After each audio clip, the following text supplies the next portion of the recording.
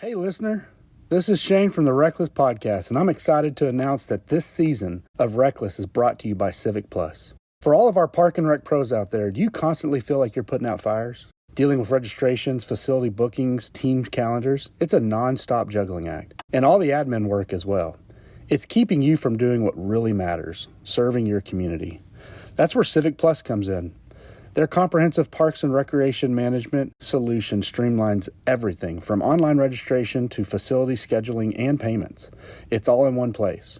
Parks and Rec Management by Civic Plus automates the busy work that bogs you down so you can spend less time on paperwork and more time creating unforgettable programs for your residents and communities. Civic Plus is a trusted partner for thousands of high-performing civic leaders, helping them balance better services with limited resources. With over 25 years' experience and a team of 900 experts, Civic Plus powers over 10,000 organizations and touches 340 million lives every day. If you're ready to trade out burnout for impact, visit civicplus.com. The best-run local governments run on Civic Plus technology. All right, now on with the show.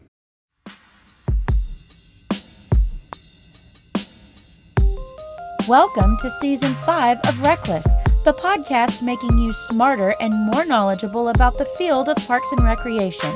Your hosts are Shane Mize, Jay Tryon, and Tom Venniro, three career-long friends from across the country bringing you a surprise guest each episode.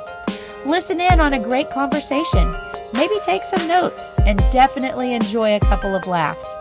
This is RecLess. Welcome to RecLess, a podcast focused on the industry of park and recreation through three close friends in different parts of the country. Welcome to RecLess. My name is Jay Tryon. I am your host today, not Shane, even though he wants to do a large welcome. But I am here with Shane and Tom. How's it going, guys? Doing well. What's Glad up? to be here. It's been a couple weeks, I think. It has. It has. It's been a couple, and I think we're on a roll after this one. We'll have several back-to-back, and then conference.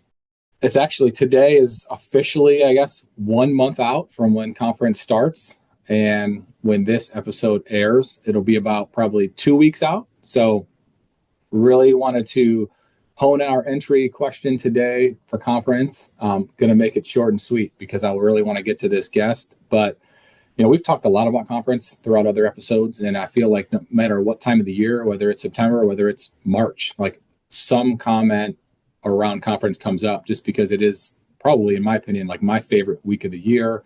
It's super impactful on every different level that we do in our industry. So super simple question today. What is the one thing you're looking forward to most this year in Orlando? And I think it's a neat question because I think every year it can be different. Like I think, obviously we're presenting this year together, which we've done, but it's been a while. And there's different things that might be something you look forward to based on the city, based on whether you're presenting, whether you're on a committee, whether you're, attending a pre-conference workshop. So just curious what is the one thing you're looking forward to the most? All right, I'll go first. We're on a 45-second clock. I'm going to be practicing my reads here. Can't go over. Jay, Start the timer.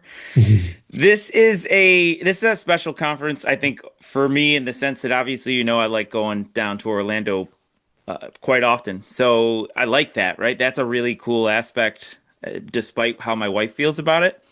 She's a little jealous. So I shouldn't talk too much about that right now. But to be completely honest, we've done the Disney thing for so long, and then we started doing it with kids. And I told her this yesterday. I go, there's going to be a point where I'm going to be walking through Disney Springs where I love to go eat, enjoy the atmosphere, and I'm not going to be pushing a stroller. And you know what I mean? It's a different feeling. There's a lot of weight off your shoulders. And I'll get to introduce some of what I really enjoy to you both and some of the other individuals that might come along with us for a meal. So that's a big one for me, even though there's a lot, the podcasts, presenting. This is just a little unique being in Orlando. I've been excited for this since it got canceled back in, was it 2020? Yeah, it was because Shane and I were in The program Orlando in February of 2020 for program committee. And then, fast forward and it got pushed back. Yeah, I think for me, I wouldn't say I'm excited for Disney, but really, but I am excited to see Disney as much as I can stomach through Tom's eyes, Tom's experiences. So I've got something well, planned for you guys too, by the way. yeah, I imagine you do. But I think for me, what I like every year about conferences, there's a lot of great things about conference. So it sucks to boil it down to one thing. And I think what I'm most excited about is our social potentially with the YPN. That's exciting. I think that'll be really cool. But just seeing our YPN fam, I think that's the highlight for me every year is us getting together, whether it's the beer share or just throughout the conference, seeing each other, grabbing food, different times throughout the thing. That group that we grew up with that we've talked about at nauseum. Some people are probably tired of hearing about them, but they're special to me. I think they're special to all of us. And it's the only time you get to hug on their neck and really see them in person most years. So it's exciting to see them. Yeah, I would agree. That's always such a highlight. And that's why I like to get there as early as possible and get as much time with the fam as possible. But I would say for me this year, I always enjoy going through the exhibit hall.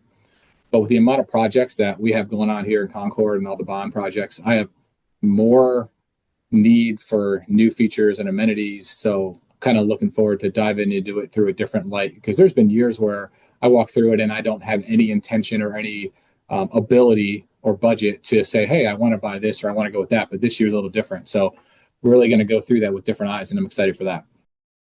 Rolling on to the guest, and excited. That was quick. That was good job, that's guys. the goal. I want as much time with this guest as possible today. I was quicker than Tom, I think. Which we always do. So today's guest, I know we've gotten into like different collegiate graduations and where they come from, because there's been conversations on different sports teams from colleges. So today's guest is a graduate of Boston University with a bachelor's degree in business management. And then they went on to earn a master's degree from Tufts University in urban and environmental policy and planning. Tufts, they're like the elephants or something. I don't know what their mascot is, Tufts. I remember being a mascot nerd at one time, and like I think their colors are like pink and brown, and they're the elephants.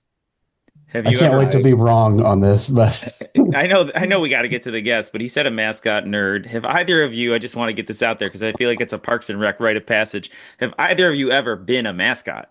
No. I haven't, but I know the former Hornets mascot from like the 90s. Oh, the one that would dunk and do flips and stuff? Yes. Oh, wow. Yes. I met him one day, and he started telling me like he was a collegiate gymnastics professional. And so, yeah, that was what prompted him to go to be that mascot. Totally side story. But our guest today was born into outdoor recreation, grew up near the northern terminus of the Appalachian Trail, fell in love with hiking, backpacking, and paddling. They have worked for over 20 years in a variety of roles that really helped grow the connection between education and bringing people with a better knowledge of the environment. They share a love for music. So this person and I have a passion for live music, and which is super impressive that in 2023, they went to over 40 live music events. Oh, wow. I don't think Shane's been to over 10 in maybe his whole life. Yeah, no, it's just not the ones unless the ones I've been putting on count, No, it doesn't count. Our guest broke their wrist while competitively sailing in San Francisco. And I've never been on a sailboat, but I've seen that on TV and on videos, and it looks so intense because you see those boats like tipping on their edge, and would love to do that at one point in my life. Prior role to the role they're in today, they were the vice president of operations for Earth Justice, which is a nonprofit public interest law organization dedicated to litigating environmental issues in the U.S. Any other hints that you guys can think of, or any ideas? Do they work at NRPA? I feel like I've got an idea. Okay. Was it a guest that we maybe were going to have at one point? Yeah, that's what I'm thinking. So our guest is gearing up.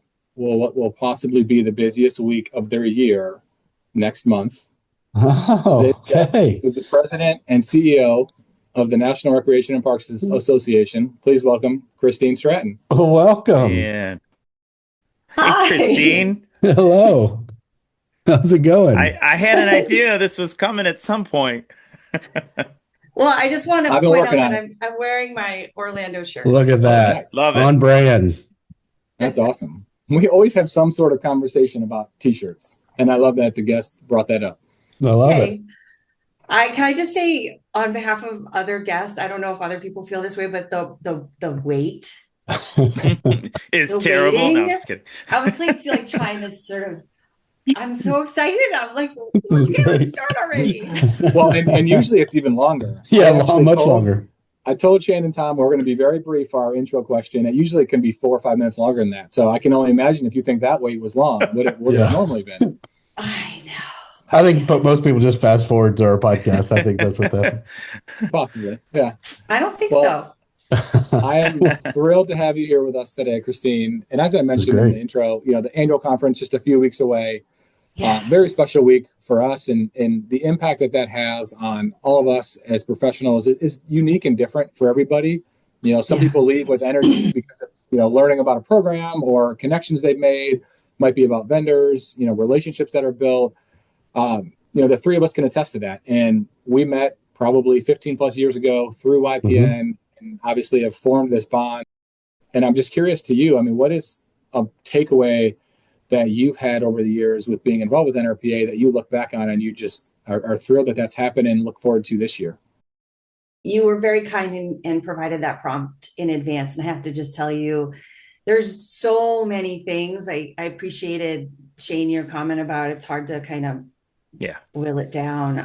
I will say one of the most amazing experiences of my life was standing up at opening general session for the very first time, 2019, Baltimore.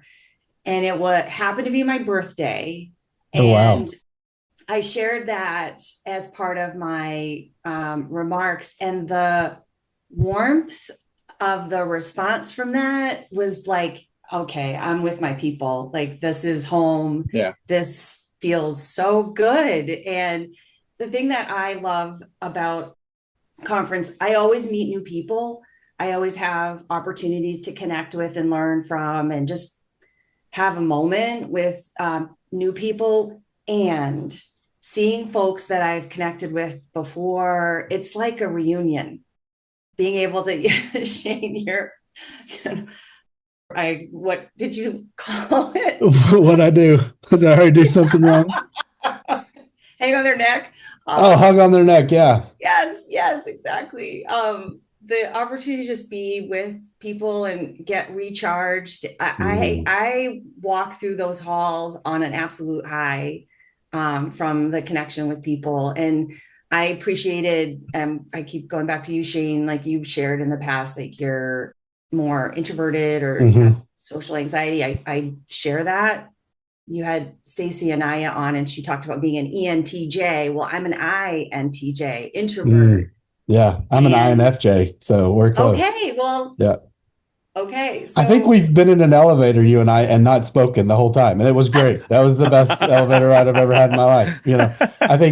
I can't remember. I think it was Dallas. You hopped in, and I was like, "Okay, that's Kristine Stratton." I didn't say one word. We went up. You got off your floor. I got off mine, and it was amazing. It's still the best elevator ride I've ever had. Well, so for somebody who is, introverted, who does have social anxiety, I have to say the energy and excitement and opportunity to learn from and connect with people, it's just, it takes me over. I feel like I'm in the flow there. Yeah. It's awesome. I think just like when we put on events, and at times we're a lot of hats, right? So we're aquatic professionals, we're camp professionals, we're definitely at times event professionals. I think Tom about a month ago was running an event because his staff was out of the office. And so that day, Tom wasn't the director. He was running that event. I can't remember what event it was now, Tom. I think it was like a really late fireworks show, right? Summer Smash. Yeah. We don't do fireworks on the 4th. Yeah. They don't understand calendars up there. But I imagine NRPA has got to be the same thing. Like, you're super excited about it the whole week. You're trying to enjoy it. Like, I know when I'm working our events, I put my arm around my staff at one point and say, for a second, you can't do it for the whole event, but for a second, step away from what you're thinking about logistically and just see that people are enjoying what we're doing. You don't get much, but make sure when you have those moments, when you see a kid interacting with a bunny, or when you see a group interacting with a band that they followed for 20 years and we brought them to Pflugerville, for a second, enjoy it. Right now, get back to understanding that. Are we doing trash runs and what parking is doing and all the other things, but don't lose track of what we're doing it for. And I got to imagine NRPA week, it's the same for all of y'all. The whole NRPA staff, like you've got to worry about making sure that all the things are coming on and the schedule is hitting what it's supposed to, and the keynote speakers flying in, and you got to make sure the car picks them up and all these things. But hopefully for moments, y'all are able to look out and see 3 floors of chaos and people going through exhibit halls and going to sessions and at least seeing the impact you are having on the membership, because I would imagine that's what we feel like when we're putting on events. Right. Yeah, that's right. I think the other thing we've tried to do more of is support those opportunities for folks to meet. So we obviously do our network meetings and host those, but more and more there are groups that leverage the conference as a chance to connect around a particular issue or opportunity. So we signed on to Project Plays 63 by 30 youth sports commitment, getting more kids, 63% of kids playing sports. And all the partners for 63 by 30 are going to be using our conference on Thursday to meet during the day. Cool. And that's just one example, but there's all kinds of informal opportunities like traps, or, Tom, I'm sure your friends and colleagues from New York get together, and North Carolina, of course. So there's all of these chances, YPN.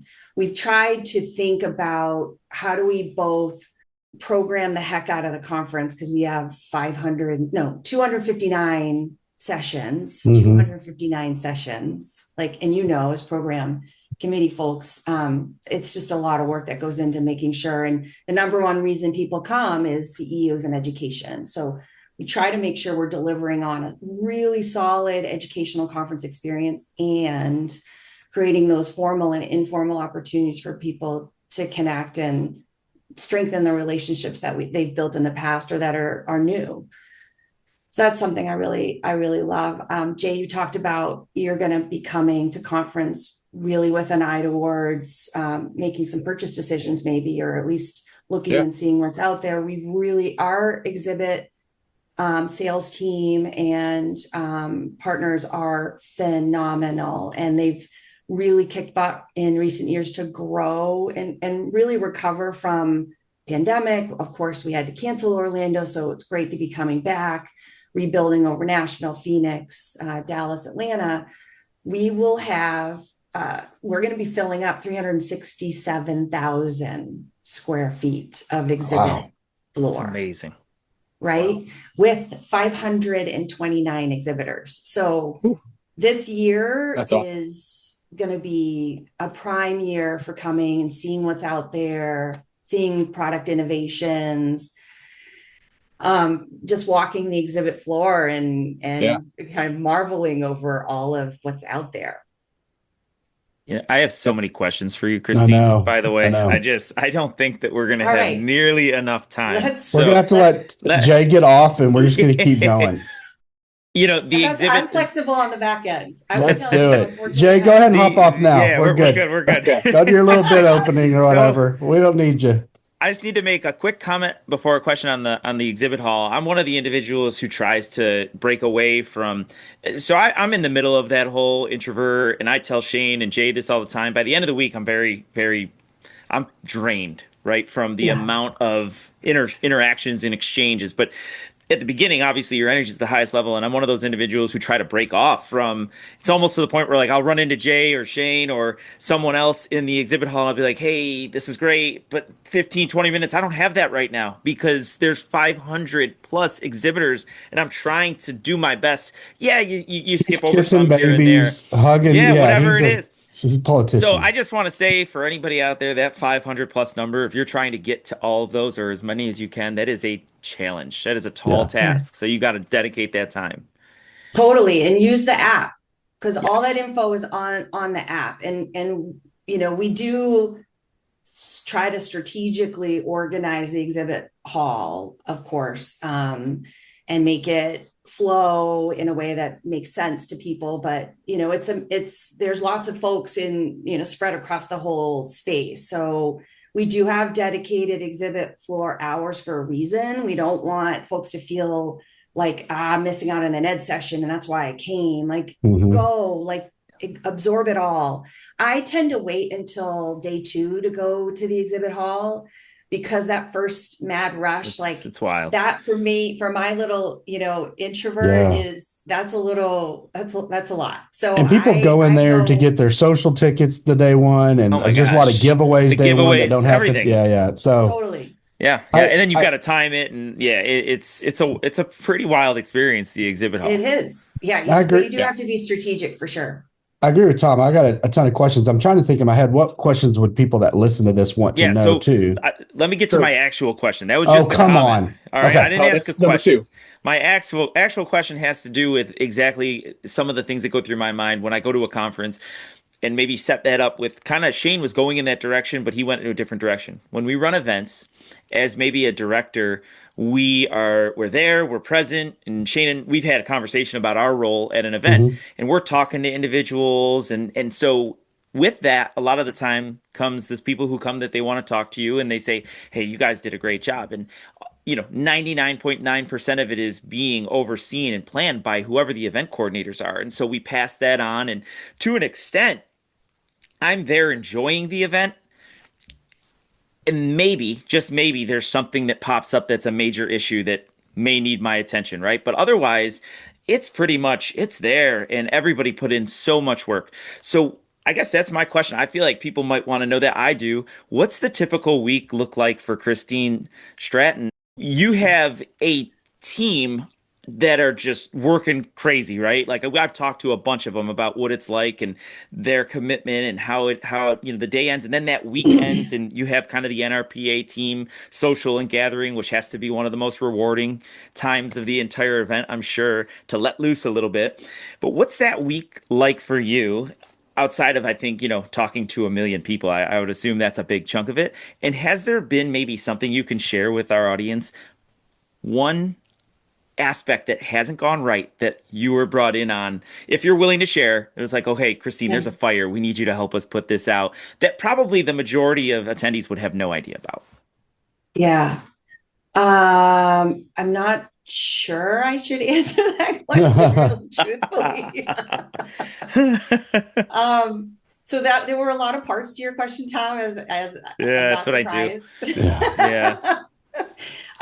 What's it? My week is a complete and total blur. So my week right now is all programmed. I have a few slots that are not programmed. Okay. But my week starts Sunday evening with our board dinner. That's a chance for us to connect and just set folks up for the week and to build relationships on the board of directors.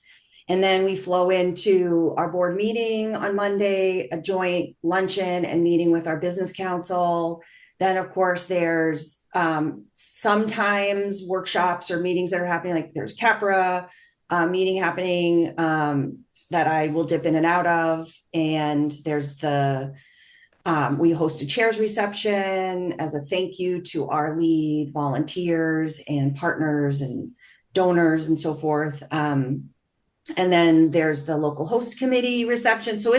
And then of course, National Gold Medal, that reception happens. So it's, that Monday is a blur.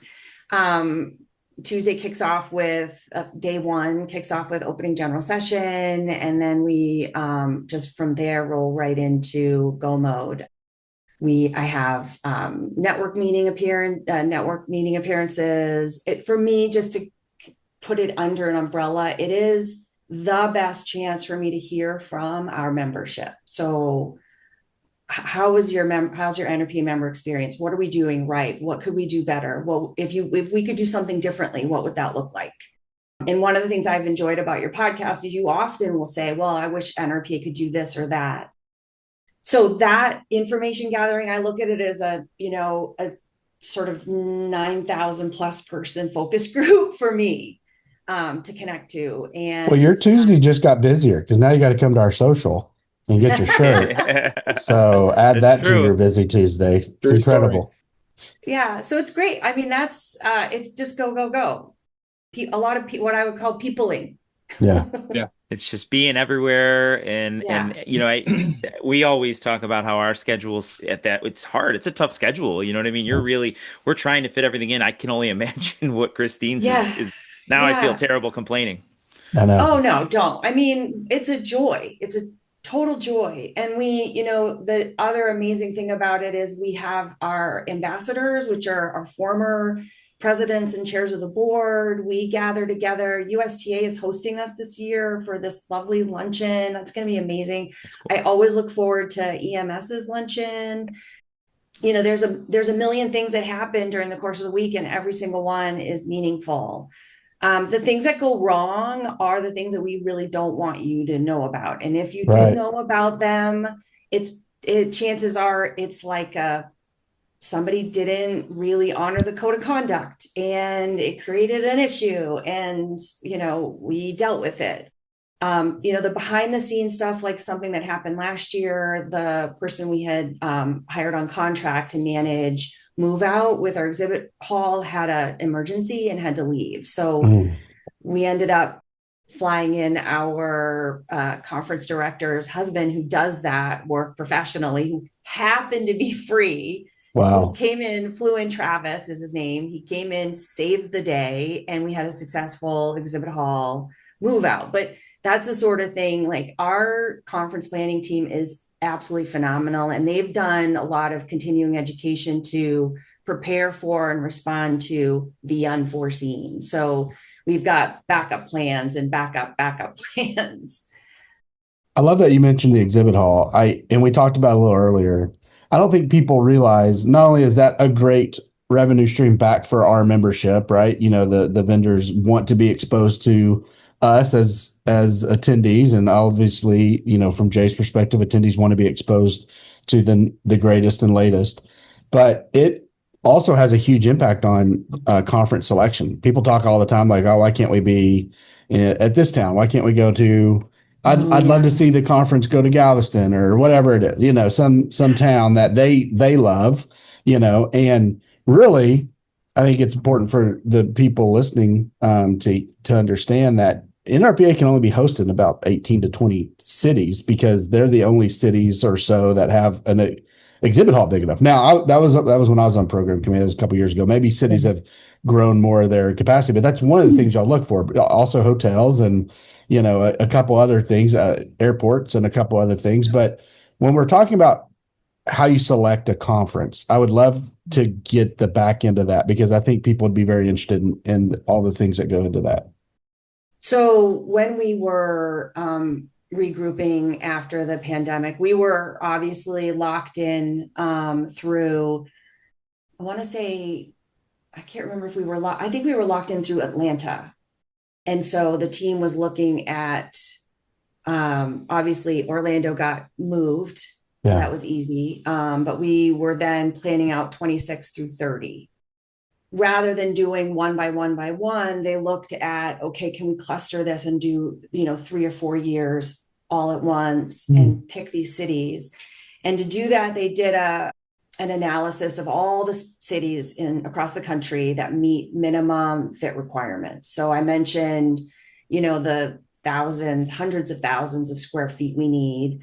That's contiguous. So there's some cities that have beautiful conference centers that have great exhibit hall space, but it's not contiguous. It's like Seattle built a beautiful conference center. It's too disjointed. It's on 2 different floors in 2 different places, and that's a no for our exhibitors. That's just like, and as you can imagine, it would be really challenging to navigate where we've been in spaces that have been a little disjointed. It's just a lot harder because we're moving thousands of people through these spaces. So that's an issue. We have a height clearance requirement that a lot of convention centers don't meet. We have a hotel room night requirement. A lot of cities can't guarantee those. And then, of course, there's the ballroom where we bring 7,000 people into a room together to kick off our days. That's unique. And meeting rooms for all the ed sessions. And then, of course, the add-on events like the National Gold Medal Gala and, where can we feasibly hold a welcome reception that's going to entertain, Right. 8,000. So when someone says 9,000 it's been in people. Indy before, Baltimore before, I don't know why we're going back there. You don't really have as much options as the membership We don't, think you but do. there's 20 something cities that we can go to. The other challenge, of course, is there are our exhibitors, especially the playground manufacturers, they know their equipment. They are best positioned to set up and strike their equipment. And for some cities, you cannot do that and still comply with labor requirements. You have to contract with local labor. And that's great and makes sense in a lot of ways. But for our industry, that doesn't work. So there are some cities that aren't feasible just from a, exhibit setup and strike perspective. Interesting. Well, yeah, Wow. I can imagine, Game Time can probably put their playground together in 5 hours, but it would take a contracted company maybe 2 days. And there isn't that amount of time for them to just give their equipment over and say, well, figure it out. You have a couple of days to do it because it's not that much window. Yeah. And it would be incredibly expensive to do that. Yeah. We also try to look for, cities that do have something interesting, that have a story to tell. And I was really excited that we could make it work with Philadelphia because we're going to be in Philly during the 250th anniversary of our country. That's cool. That's awesome. So it just gives me chills to think about. That's awesome. That's awesome. Hey, we'll be right back. This episode of RecLess is brought to you in part by Rec Technologies, the modern Parks and Rec software that your department deserves. It's 2025. You can book a cabin on a remote mountain through Airbnb in just seconds. Shouldn't reserving your local picnic pavilion be just as easy? The team at Rec Technologies certainly thinks so. Built by leaders from Uber and Google, Rec Technologies is helping bring Parks and Rec folks like us into the 21st century with modern tools for staff and the mobile-first experience your residents expect, so that you can focus on serving your communities instead of dealing with upset parents on a regular day. Don't miss their talk at NRPA when Rec Technologies sits down with a leader from OpenAI to discuss how to actually use AI for recreation on Tuesday afternoon. They'd love to meet you at the talk and at booth 426 in the exhibit hall. They'll be the friendly folks with mugs even Ron Swanson would use. Learn more at rec.us/partner. Hey, RecLess listeners, this is Tom, here to thank our friends at Next Practice Partners for sponsoring our RecLess shirts for the second season in a row. Nilay and his team at Next Practice Partners help agencies prepare for what happens next. And if you want to have one of these exclusive t-shirts, you need to make your purchase soon. Go to RecLessPod.com and order yours today. Orders will be cut off on August 29th so that we have shirts ready for pickup in Orlando at our social happening at Topgolf. If you aren't coming to NRPA this year, we will also have a delivery option, so no worries there. And now, back to the show. Well, and it's really neat to have this conversation with you because we recently recorded an episode with Bernita Reese from Columbus. Yes. And we actually had like the flip side. We had a conversation with her about what it was like from her department side being chosen and knowing what that prep's going to be like. Pumped. So she's pumped about hosting. Yeah, it showed. Yeah. It's really neat because I think there was a lot of excitement to put Columbus on the map because people may not think of Columbus as a large metropolitan city that can handle that. But as she was talking about it, and she was identifying all the sports complexes and all the concerts and all the college obviously is right there. And it's like, man, I didn't realize that it's that large.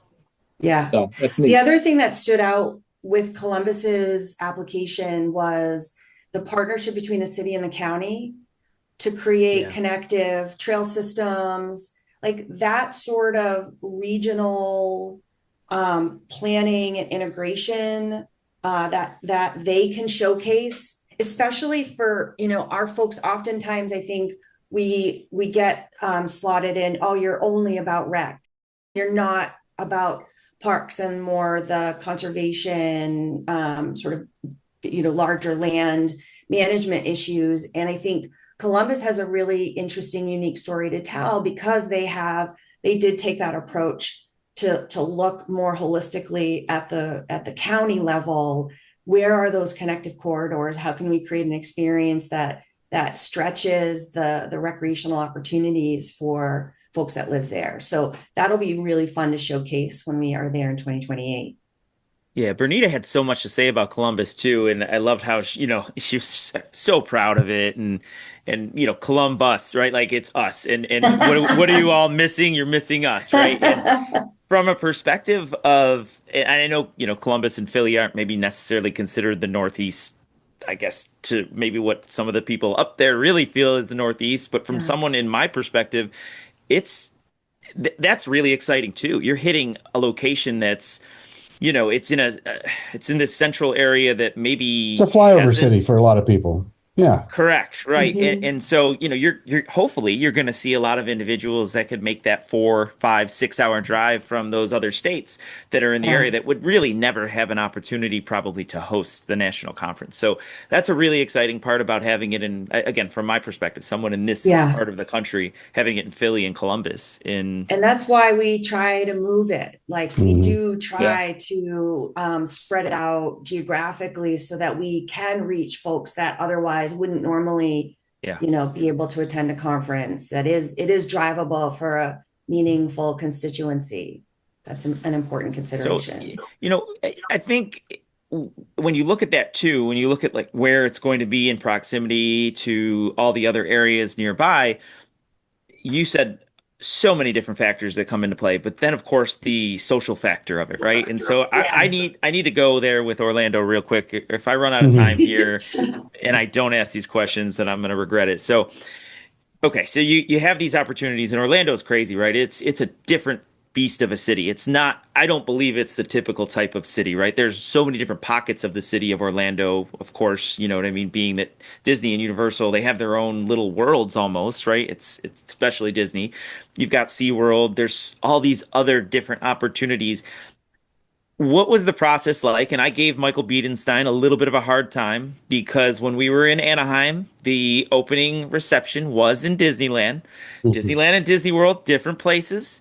What's that process like to choose in, Hmm. especially in Orlando, the opening welcome, whatever you want to call it, party social? People are going to be looking forward to this, and this is going to be one people will be Yeah. talking Yeah. about for years in Universal. I hope so. How does that Yeah, I hope process so. go? And it was Disney, did they give us the no? If I got to talk to him, I will.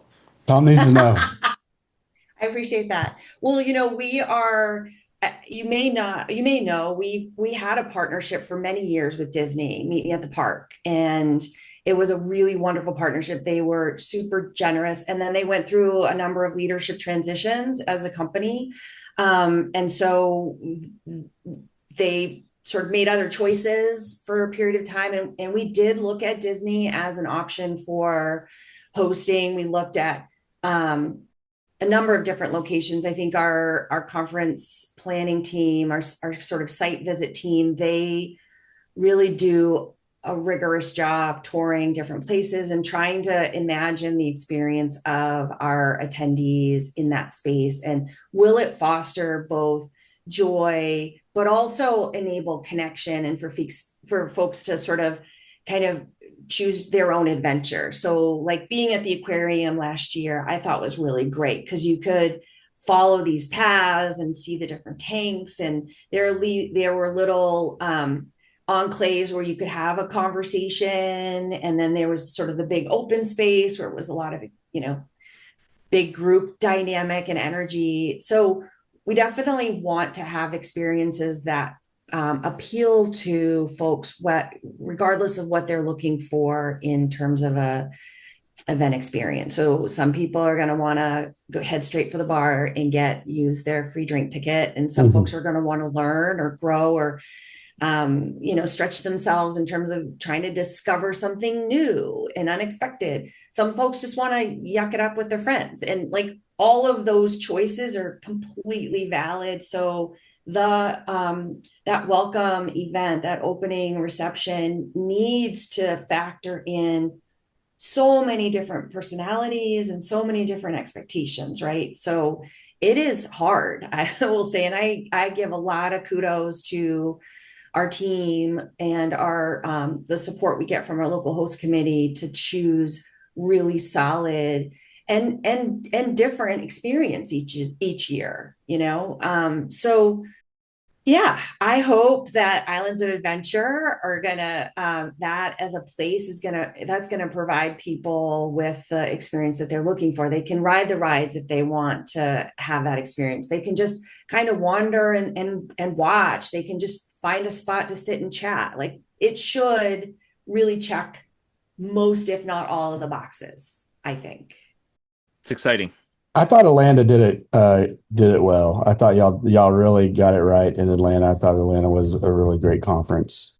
Just wanted to give a shout out to Game Time because they've been with us for a number of years, and they're back again, and they just have been tremendous Yeah. supporters of this event in particular and the conference overall. They got great products. I think everyone in the industry knows Yeah. that too.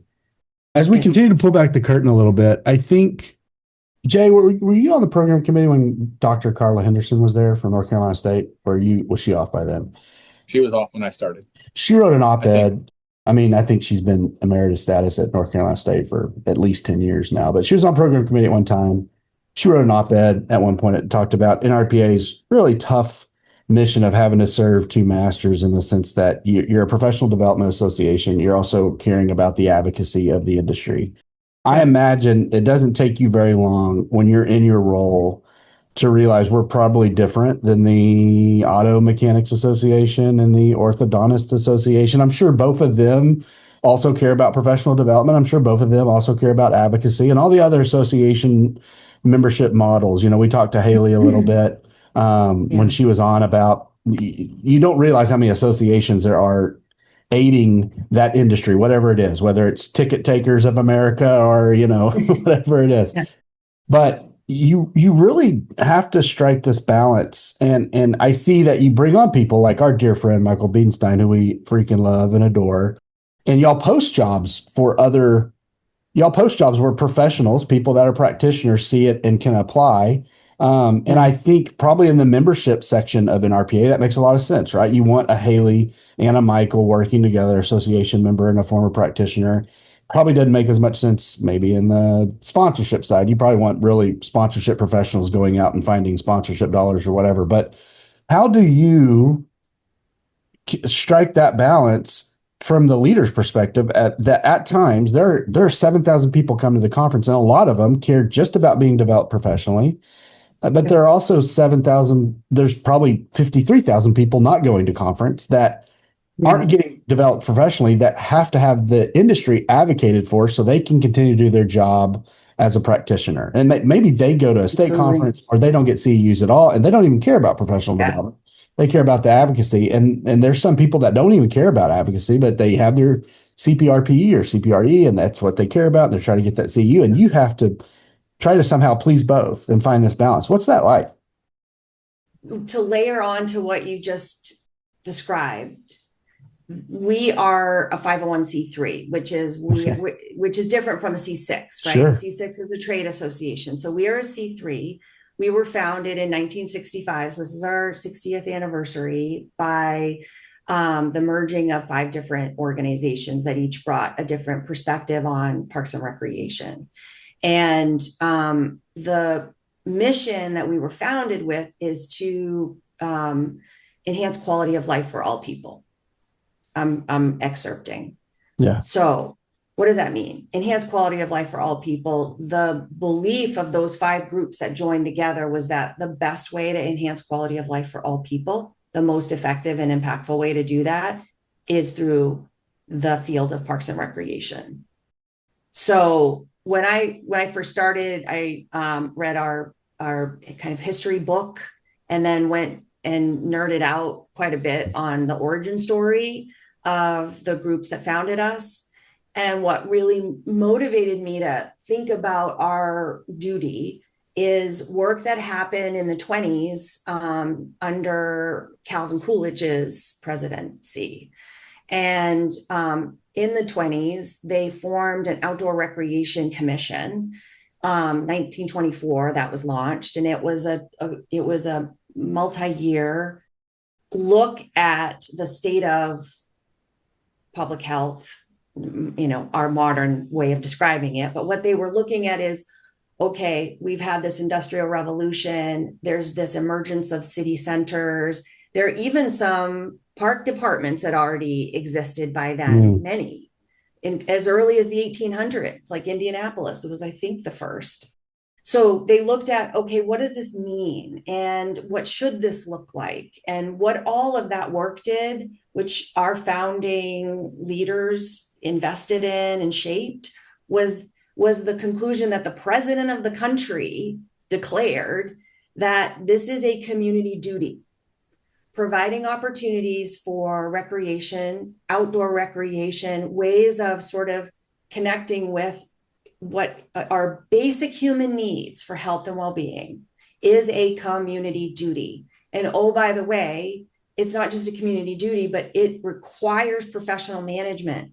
Like there are standards, there are practices that should be embedded in the delivery of and the achievement of this community duty. And that stuck with me around this idea that, Shane, you were driving at, which is we represent a field that's 170,000 full-time professionals nationwide, right? And that's just on the local, regional level. That's not including the 30 that are in state parks and National Park Service. Like, this is a robust field that is, in some cases, standalone park districts, in some cases, 1-2 person folk that are maybe embedded in public works, or it's this summer thing they're doing when their teaching gig is finished. It is a multifaceted, widely varied field. And the thing that threads it all together is community service and delivering on quality of life. And that can mean something really intensely urgent, like emergency preparedness and response, or it can mean addressing what we know to be the principal challenges of our day, like social isolation and disconnection, sedentary lifestyle, like being, glued to our phones, a lack of connection. We know there are prevailing health conditions that are getting worse, like incidence of arthritis and diabetes, etc., obesity. All of those threats we are in a position to solve for. And layer on top of that, it's the sort of beating heart of our communities, like the events, the ability to celebrate a birthday at a campsite, in a park. It's the chance to go to the community center and play mahjong if you're so inclined. It's looking for the health and fitness opportunities and the fun and joy. Music, Jay mentioned I'm a music live music fan. I just went to the first music festival here in my local community at a public park, and it was amazing. So that's a long-winded way of saying the role that we have at NRPA is to do a few things and try to do those few things as well as we can. So one, it's making people understand that this is a community duty and it needs investment. So that's that advocacy piece. Is how do we create the conditions that enable communities to make these investments and to benefit from the hardworking professionals that deliver? It's looking at what are the practices, what are the emerging needs and trends, and how can we help to pilot programs or conduct the research that inform the practice that you're engaging in. So really, and then helping to continuously improve upon the credentials that we offer and the professional development we deliver. And wrap all of that into, we know that we still have 100 million people that don't have access to a park or green space, right? So if we have a mission of quality of life for all people, not some people or folks that, are making a certain amount of money, all people, how do we continue to challenge ourselves to think about, okay, who's benefiting from the work that I am doing and who isn't? And is there a solve for that where I can take a barrier down, or I can, lift up a project or a program that is going to serve more folks. So it's really multifaceted, Shane, and it's challenging. And at some points it feels like a little bit like we might be trying to boil the ocean, and we're not. So we launched a strategic framework last conference, and each year for the next 5 years, we're going to go big on one particular thing. So stay tuned. It's going to be, hopefully by the time this airs, we will have announced our day 2. But in this moment, awesome. We're going to be going big on youth development, and particularly through the power of sport.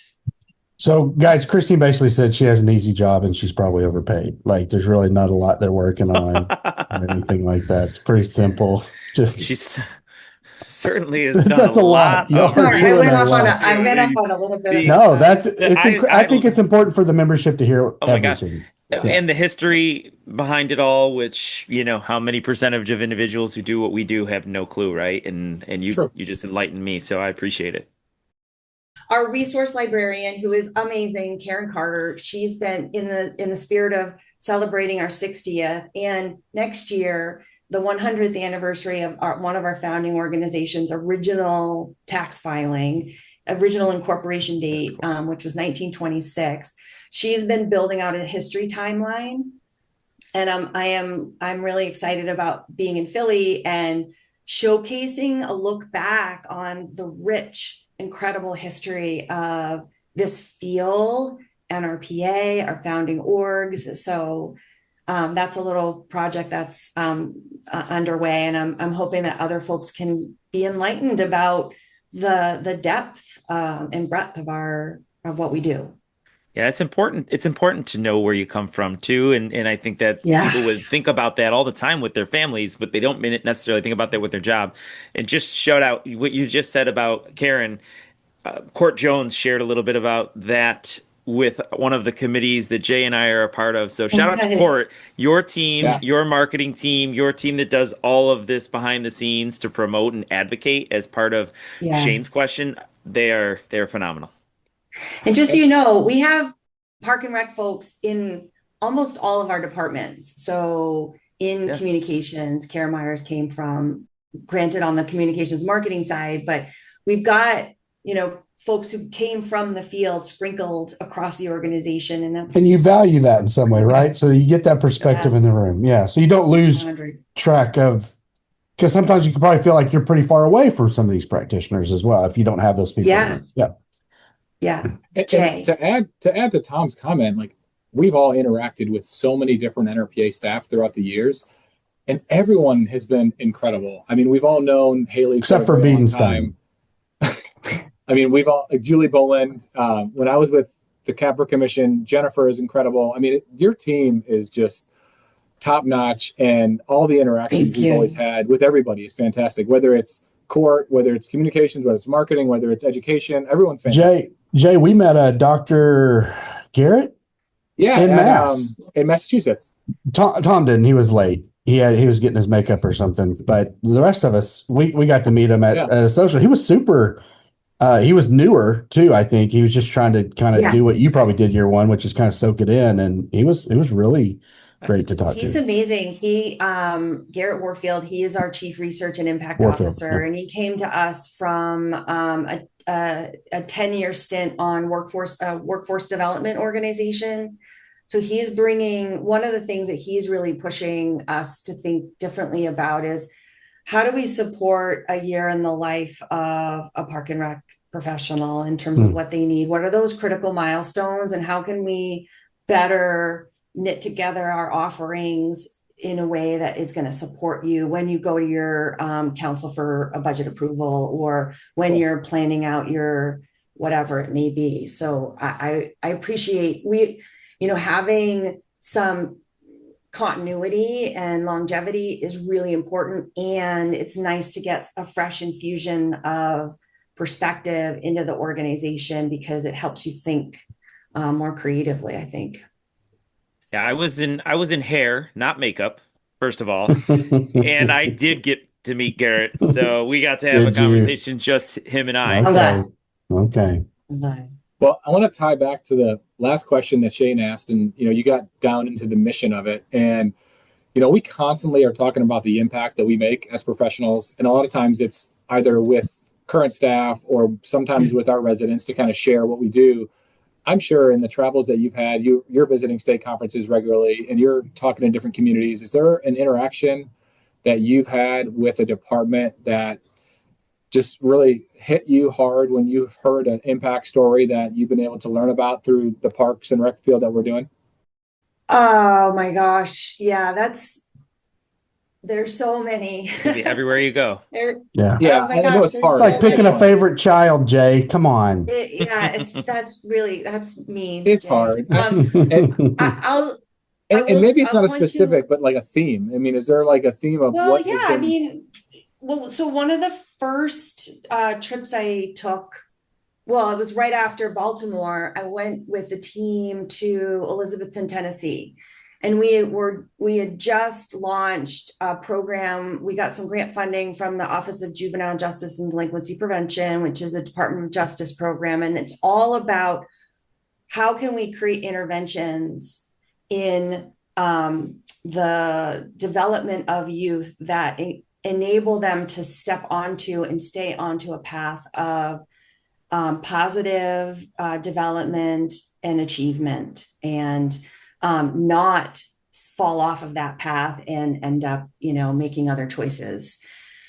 So this youth mentoring program was really focused on Central Appalachian communities that have been particularly hard hit by the opioid epidemic. And being in a room where we had youth voice, partners in the community. So these were church groups, athletics, gosh, I can't even remember, but there were a number of other partners. And the model of this youth development program was about how do we create the scaffolding around a kid so that they feel safe, they feel heard, they have a caring adult figure that is, connecting with them and supporting them.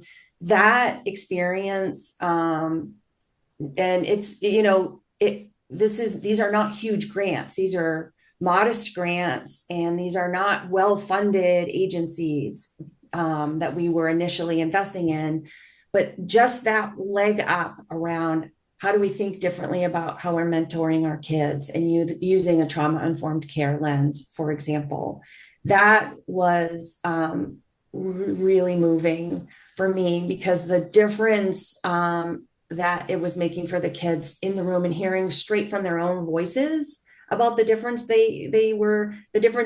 the program was having on their lives just was proof positive for me that we need to do more of it. So I'm excited that we've continued to get support and that we look to be getting renewed support from Department of Justice for this. And I'm hoping to keep growing it. The other one that was really wonderful is last fall, I visited Lake Charles, Louisiana. I was invited by the mayor to come and meet with him, the former mayor, and the Park and Rec team to just have some conversation around practices that they were doing. But I also had a chance to visit the site of a project that we helped to fund through our Great Urban Parks campaign. And I'm not sure if you remember this, but Lake Charles was hit by 4 federally named disasters in a 10-month period of time. And one of the reasons that they were able to recover was because of the green infrastructure that went into this public park that is the front yard of an elementary school and the side yards of whole neighborhoods, that was able to actually do what it was designed to do and help control that stormwater. That story is, that's incredible. incredible. Yeah, incredible. Yeah. That's awesome. So those are a couple, but they're good ones. Yeah, there's No, I mean, we could go on and on. I mean, we could have episodes and hours of that conversation, I'm sure. So we're going to change gears a little bit and hit you with some round robin, just quick questions, and get to know Kristine on a more personal level and not always dive in just into work. So I want to kick this off with the music question. So I love that you have a passion for music. That's me. We've had the three of us. Out of the three of us, I'm the only one that really is into music. I mean, Tom, I'm sure, likes it, but Shane could care less about music. So do you have a favorite concert venue that you've been to, and where is it? Favorite concert venue? Oh, this is so hard. This is like picking among your children. I will say I went to the Sphere in Las Vegas. Oh, nice. I've not been there, but that looks amazing. It is, I know there's a lot of criticism around how it was cited and all kinds of things, but I'm not going to get into any of that. Putting all of that aside, the visual and the audio experience is incredible. And most of the time, if you're in a venue, the speakers are blown out, you're wearing earplugs, you're not really getting the best audio experience, which has to be part of it. But the Sphere has got that dialed in. Like, that's cool. The technology is incredible. Yeah. So follow up on that question. I just want to I was going to ask a question about the music too. You said there was 1 year, it was 23 was the year that 40. Okay. So 44. Wow. That's incredible. By the way, that's almost once a week, right? To put it in perspective. I know. It was nuts. It's nauseating, actually. I'm gonna guess that the NRPA conference week was not one of those concerts, or maybe if there was one there. Okay, so if you had to, but I obviously have to ask another question. Who'd you see at the Sphere? But my question was going to be, can you give us your top three from that year of 44? Ooh, that's good. I absolutely can. Yeah. So Shane, you sound like my sister-in-law. I have to literally drag her to a music event. She loves music, but not, with other people. Yeah. So I saw Dead and Company on their quote unquote final tour 16 times in 2023. Wow. Yeah. And I went with a group of friends who I absolutely adore. They're just the most wonderful, joyful team. Every minute I spend with them, it's like my spirit is restored and my hope for humanity is as well. But one of them was going to the Gorge, which is an outdoor amphitheater in the Columbia River Basin, and it in Washington State. I'd never been before. I can't describe how incredibly beautiful that vista is. You walk up to the venue and you get over this rise, and you immediately get to the top of the rise and you just see the river. And I mean, like, you're like, God's country. Thank you. Amazing. So that was one. The last show was in San Francisco, and it was sort of like the birthplace of the Grateful Dead, and the enthusiasm at the ballpark was incredible. And then the other one, I would say, also a ballpark. I went to see them at Fenway Park. I took my niece and her partner, and standing on the field, like, I'm a Red Sox fan, don't hate me, but standing in the middle of the field at a show with, my beloved niece, who's one of my favorite people on the planet, and her boyfriend, was like, pinch me, I'm dreaming. This is amazing. So those are three highlights for sure. And who'd you see in the Vegas venue? It's the same band. Same band. Okay, that's all right. I've just, it sounded like I'm just curious. I was just curious. Yeah. Backstreet Boys was just there, and my wife keeps showing me these clips of what it looks like in there. It's phenomenal. I know so little about music that I didn't realize Dead Company or whatever was the Grateful Dead at first when you mentioned them. Yeah, well, it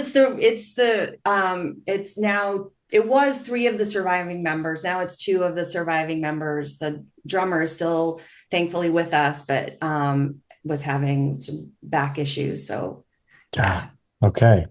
So my question, shockingly, will also be music themed, but it'll be a little take. We have asked some questions in the past of, let's pick your four top. Who would you eat with, right? We're not going to do that because I think that would be that'd be tough for you. So I'm going to give you a 4 top. It is me, Jay, Tom, and Michael Bedenstein, and you are going to select our karaoke song to sing. Oh wow! So you're a music person, God. and you know a little about each of us. What karaoke song would you pick for each of us? Oh, that's Which would be fucking torture. I'd hate every minute of singing karaoke. But wait, so you each sing a different karaoke song? You pick our karaoke song to sing. One each or as a band together? No, she's going to pick Michael Bedenstein's karaoke song, Tom's, Jay's, and mine, based off what she knows of us. Okay. She's a music fan. Oh my God. I mean, I have to pick something from a Disney soundtrack for Tom for sure. Perfect. So I need to Perfect. That's amazing. Okay, Very fair. fair. I don't know, maybe maybe one of the songs from Moana or Okay. I don't know. I'd pay to see that. Okay. Yeah, okay. me too. I mean, I know might the- actually sing one just to hear him sing that one. Hakuna Matata goes to Oh, Tom. that's a good one. That's a good one. Yeah. I can tell you Yeah. that is a frequent play, and just I know every lyric to just about every Frozen song because my daughter plays that movie. Oh my That is God. her thing. So there's duet opportunities in that one. Yeah, you want to build a snowman, something like that, maybe. Look at that. This is hard. Love it. This is That's a tough hard. question. I took my nephew who graduated from West Point as his graduation present. I took him to see Chris Stapleton. Okay. And what an incredible singer. Oh my gosh, like all the feels. So I feel like I need to pick a Chris Stapleton song for you, Shane. And I'm kind of What's funny about that is my wife tells me she wishes my voice was like Chris Stapleton. So of all the people, Who doesn't? you've already nailed it. Yep. Wow. who doesn't? You nailed it. Jay, I feel like there's a because you're on the road, like you're all over the place. For some reason I'm thinking maybe who's the artist? It's a oldie, Traveling Man. Oh, Okay. That I think Love you could, that. I think you could. I have it in my head, but it's I'm trying to think is it traveling Allman Brothers, right? It's a The you're Allman thinking Brothers? of that's a good one too. I was thinking of Ricky Nelson, actually. He did it Okay. originally. And by the way, There I you go. have to come back to this. Shane, it is the Jumbos. You were right. It is an elephant. Fun fact. yes. Fun fact about Tufts. P.T. Barnum made a big donation to the university years, like many decades That's cool. ago, including the stuffed jumbo elephant. Was I right about the colors? Are they like brown and pink or something? Yeah. I Man, don't I'm really, so good. yeah. I'm so good. And then Bedenstein. What's Bedenstein's karaoke? Yeah, we got to give him a song. I feel like Bedenstein's going to be like "Don't Stop Believing" by Journey. Yes. That's a good one. That That's works. a good one. He's just endlessly, Oh, that's great. That's awesome. Man. How I can't funny. wait for him to hear about this one. I know that we got to wrap up, and I just got to ask, can you leave, because we're going to be leaving our guests with a whole lot of unanswered questions I'm sure they have for you. Can you give us one teaser coming for this conference? Just leave our guests with something cool. There's only going to be about 5 people to spoil it, so don't worry That's about right. that. Just one teaser. Yeah, we have some exciting announcements for day 2, which involve opportunities for getting some grant money. Awesome. Okay, so Cool. this is Wednesday. Awesome. This is Wednesday morning. I would say Okay. come to the day 2 general session. It's going to be like an Oprah moment. It's going to be good. You get some And grant a money, person and that you get some grant money. Wouldn't that be amazing? That'd be great. Look under your chair. Get grant money, By the way, a person that you mentioned is going to be featured on the Chris panel Stapleton? discussion. Yeah, We've mentioned he's a lot going of to talk people. about all the ways in which he's supported youth sports in his concert venues. We Oh, meant cool. so. Wait, going back to that, someone we mentioned in this episode. Yep. Look at that. We should listen to ourselves more. That's the problem. Before you go, we didn't get your karaoke song. I've seen you at state conferences. Now, I doubt you go do a lot of socials, but I saw you at Traps. So surely you've bumped into some karaoke opportunities over the years. What's your karaoke song? Well, so I mentioned Karen. Also, I don't know if you know Austin Barrett on our research and eval team. They are incredible vocalists, and we started doing karaoke at our rap party when we were in Nashville. I don't, here's the funny thing, like of all of the music I love, I don't have a go-to karaoke song. Oh, So you stumped me. I'll have to look think at about that. it. We got her. I'll have to think about it. Not a Grateful Dead I song? do love to sing though. That's awesome. Well, this was fantastic. I truly enjoyed every moment of it. And I'm sure the listeners and other NRPA members will as well. So thank you so much for your time and look forward to seeing you in about a month. Thanks. I hope to join you again sometime in the future. That'd be awesome. It was really fun for me. Thanks, Appreciate Kristine. all of you. Very Thank good. you. Thank you. Same. Thank you. Take care. So sum it up. Shane gets Chris Stapleton, and I get Hakuna Matata. Dude, I'm telling you, Hannah has told me, Chris Stapleton, I'm not attracted to him physically, but his voice, his voice does it. So there you go. Mix the two. He nailed it. I mean, listen, there's a Timon, and it's Timon, Pumbaa, and Simba in that song. There's room for all three of us. There is. And I do want to say, I really thought we should also go boy band karaoke for all four of us with Bedenstein. So we're going to have to pick one of those. Maybe Everybody, BSB, maybe a little Bye Bye Bye. I don't know. I thought she nailed this pretty well, though, actually. What's funny is I texted Michael Bedenstein and I said, hey, wait till you hear the rapid fire Shane asked Kristine. And all he did was respond with a mind-blown emoji. Yeah, he's excited. If you leave it up to that, I'm sure he's like, he probably got me fired. This job is safe. Awesome. Yeah, this is great, guys. Good stuff, Jay. Great job. She's incredible. She has such a huge job, and I don't think everyone understands it. And I hope the people that listen to this podcast, I really appreciate some of the things that she said and the intentionality of it. And if you see her at conference, go talk to her. She's a genuinely sweet and incredibly kind person. Yeah, and I love that you just used the term intentionality because I loved hearing her backstory of just reading the history. Yeah. So that she can fully understand, the deeper mission and the community duty. She's not winging this. No, she's not just throwing shit up against the wall. That's an intentional approach. And if you would ask, how many people in our profession even do that for their own agency, I'm going to guess that number is very low. And she did that for the entire country, right? So it's very impressive. And I have so many unanswered questions that I would love to get to at some point with Kristine. Working for NRPA, we got obviously Michael that we can talk to about that, and he's told us, but everybody seems to enjoy it. The atmosphere, and of course Kristine has a lot to do with that. We didn't really get to go into that, but either way, really wonderful conversation and gets me more excited for the conference. Absolutely. Well, until next week, guys, thanks for listening. See ya. See everyone. This episode of RecLess wouldn't have been possible without the support of our agencies and our better halves, Melissa Salatino, Lindsay Tryon, and our executive producer, Hannah Mize.